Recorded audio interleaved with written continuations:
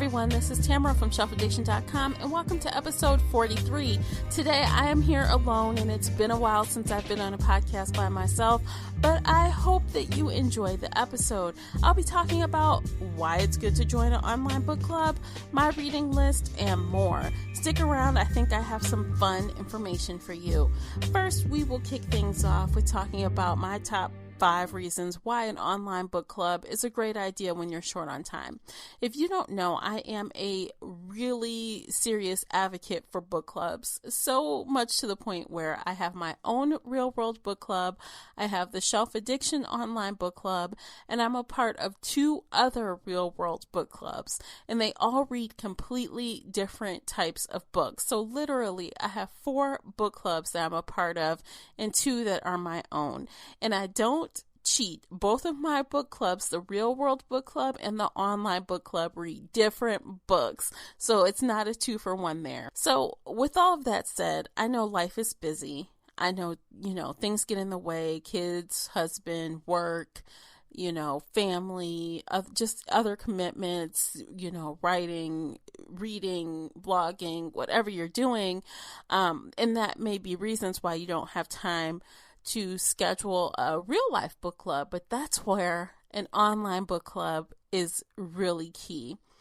Number 1 is community. Honestly, unless you're surrounded by tons of people that also like to read like you do or enjoy audiobooks like you do, it's not likely that you're going to find a community to talk to about the books that you're reading. An online book club could really fit the bill for that. And that sense of community also, is twofold. So number 1 is community, and number 2 is you will make new friends. While you are dabbling in that new community, you will make new friends with people who read the same types of books that you do, who enjoy the same types of books that you do, those that will rate the book club book similarly as you do, and that will create conversations. Now, the key to that is you have to be, which is my number 3 reason, open to new books and new authors. So, you're dealing with the community, you're making new friends, but at the same time, you're reading books that may not have been your choice, but it's opening you up to new genres, new authors, just books that you would have never chosen for yourself, and you may come across your next favorite that way. So go into a book club or online book club with a really open mind, ready to try anything. And if you really don't like that type of reading, I recommend that you find an online book club or a real world book club that reads exclusively the genre that you enjoy. That way, either way, you don't need to feel like you have to read something that you don't want to. So you can either go into a general book club and just be open to new things, and that's what I enjoy about it, or you can just literally, like, if you really only like contemporary romance, trust me, there is an online book club for you that only does online, contemporary romance online. So that's another thing about online book clubs is you have more flexibility to find a book club that's tailored to what you like to read. So that's a good thing. The 4th thing that I think is a positive thing about online book clubs, and technically it should be any book club really, that should be your safe zone.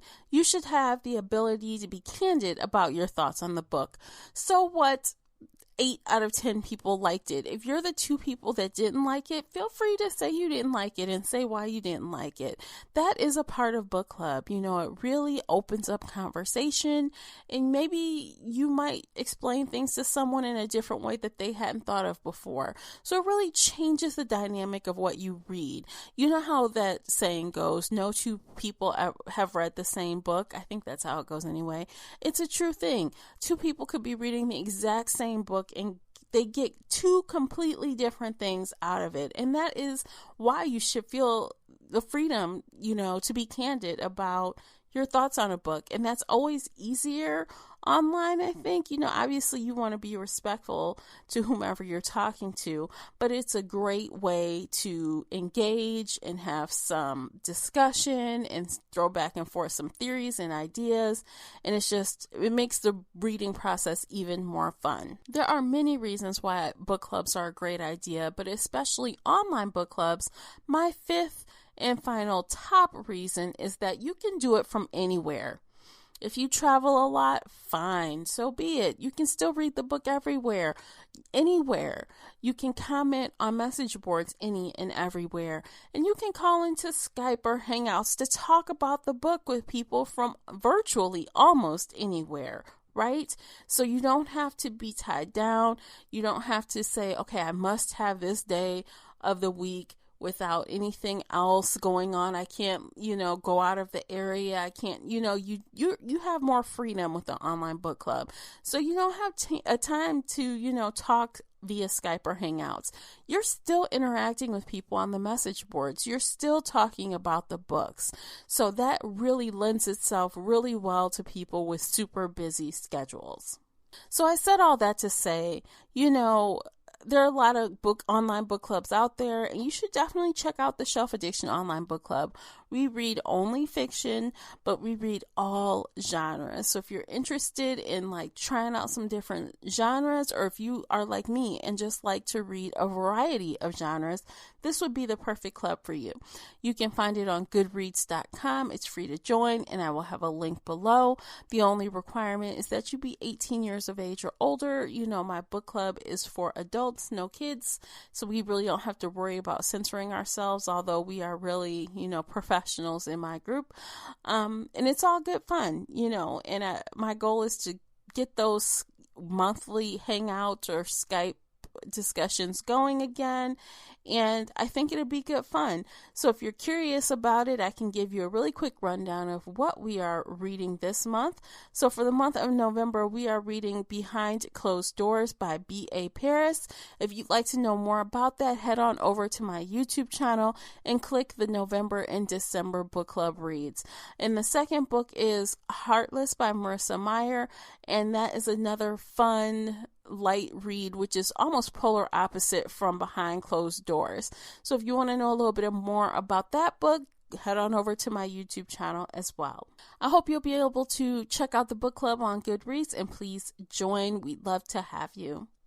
Now, the next thing I want to talk about is kind of what are you reading this month? I like to start sharing what I'm reading that will keep me more accountable. I am way behind on my goals for this year. I don't know if you set reading goals for yourself, but I did, and I am really behind. I'm not sure I'm going to make it. So I thought sharing this with you, and maybe we can start a conversation about what you're reading, what you're listening to, and, not only will it give me an excuse to add more things to my TBR list, as I'm sure I will for you, but maybe we are reading some of the same books and we can talk about them, so let me know. So on my reading list for this month, let's start with the audiobooks. I am listening to The Girl with All the Gifts by M.R. Carey. It is narrated by Fenty Williams. This is strictly a recommendation that was given to me. I guess it's a horror-like book. It's really about zombies, essentially, and it's about kids that are zombies, and it's really different. So, I'm a good ways in on that, and I'm really enjoying it. Up next for this month, I'll be listening to 6 Months by Danica Dark. This is the second book in the 7 series, and I'm really enjoying it. The first book, which was 7 years, was very, very good. I had a great time listening to it, so I will be checking out the second book. It is an adult book, and it is fantasy, paranormal romance and urban fantasy. So if you like that kind of thing, you might want to check it out. I anticipate that it's going to be great. This one is narrated by Nicole Poole, and I did enjoy her the first time around, so I'm sure she'll do fabulously this time. Now, as far as what I'm reading this month, I am reading the book club book that I mentioned, Behind Closed Doors by B.A. Paris. I'm also reading The Kind Worth Killing by Peter Swanson. This is another book club read. I am also reading Stand Your Ground, a novel by Victoria Christopher Murray. This is another book club read. So I have 3 books that I'm hoping to get done by the end of this month, and 2 audiobooks. I think that's pretty aggressive for me right now, especially with my schedule being so hectic, but I'm going to try my hardest to get it done. So what are you guys reading and listening to this month? Leave me a comment or tweet at me on Twitter at Shelf Addiction. I'd love to know what you guys are listening to or reading, and I'm curious to see if we line up anywhere. It's time for the blog rundown. Find out what's new on shelfaddiction.com. All right, guys, up on the blog, I decided to give this a try one more time. Maybe a couple more times I'll do it. But last month I was looking for Thanksgiving-themed recommendations. I really didn't get any, but being that we're going into the Christmas season, I couldn't resist. Go to shelfaddiction.com and click on the Speak Pipe voicemail button for the genre of the month. I'm putting together a podcast gearing up for the next round of books, which is the Christmas theme. You know, Christmas is right around the corner. We're in November, so I thought it would be fun to read some seasonal / themey type books. So I'm looking for some recommendations. It could be young adult, middle grade. It doesn't matter as long as it's fiction. And I'd like to know, do you think they're good for book clubs? Do you think it's just fun, fluff reading? Let me know. Just leave me a 60-second clip, including your name and state or country. Include the book recommendation along with the author. And, a one-liner or maybe 2 sentences as to why you recommend it. Again, I really love some feedback here. I'd like some recommendations because I do enjoy seasonal reading, and I think a lot of people do as well. So I'd like to take it from my friends who read and who read a lot of books like me, or maybe if you don't read a whole lot of books, I don't know, if you read some books and it was memorable to you, I want to hear about that as well. Bookish news you want to know. Okay, you guys, so I found some articles online. I love book-to-movie adaptations, and I like book-to-TV adaptations as well. So I found a couple articles, one on newinbooks.com and one on mtv.com. So the first one from newinbooks.com is all about book-to-TV adaptations coming in 2017. They have a pretty extensive list there, so I'm just going to mention a few that caught my attention, 2 actually from this list, and one that I know about that is not on this list, and I'll share those with you right now. So, number 1, I'm really looking forward to this one, is Big Little Lies by Liane Moriarty. HBO picked that up, and they are, I think it airs in January, and it looks like they've made some drastic changes to that story, but I suspect it's going to be, I don't know, dramatic but funny. I guess a dramedy probably. And the book was much more serious than that, at least more serious than what the previews look like so far. But nonetheless, I'm very excited to see what HBO is going to do with it. And I think it could be fun to watch. So definitely, if you want to check out Big Little Lies by Liane Moriarty before January, you can add this to your TBR for this month or next month. You have plenty of time to get it done. It was a really good read, so you will blast through it, no doubt. Now, the second one, and this was on their list, is Anne of Green Gables by L.M. Montgomery. And this one has been adapted almost 10 times, around 10 times.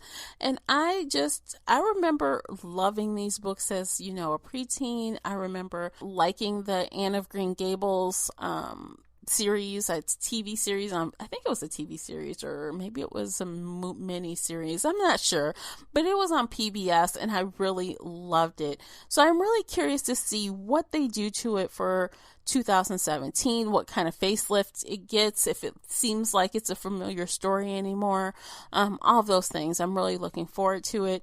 So, I mean, if, most of you guys are adults, so I don't know if you actually want to read Anne of Green Gables right now, but if you read it when you were younger like I did, I'm sure this will be nostalgic. So I'm not sure what station picked it up, but I am curious to see what they do with it. And the third one that really caught my attention was American Gods by Neil Gaiman. Now, Starz picked this up, and that trailer looks crazy. I have not read that book, but I definitely will. It's definitely fantasy. It's definitely looks a little bit maybe high fantasy, maybe told in an urban setting. I'm not really familiar with the story too much, but that trailer looks awesome. So I definitely will be reading that book, and we'll see how Starz handles the adaptation. And I mentioned another MTV article, and they had upcoming book-to-movie adaptations for next year and 2018. I really didn't see any that grabbed my attention right away, but there are lots on there. So definitely, if you enjoy going to the movies and comparing the movies to their books, so you'll want to check out this list and see if there's anything that you can get read before the movie is released. So that's all I have today, guys. I hope that I was able to keep this short and sweet and informative for you. Thank you so much for listening, and I will talk to you next week. I believe I have an author interview coming next week, so you'll want to be around for that. Before you go, please hit that follow button on Spreaker, the only place where you can listen live, or subscribe and listen later on iTunes, Google Play Music, YouTube, and the Stitcher app. That's it for today. Thanks for listening. Until next time, happy reading. Bye, guys.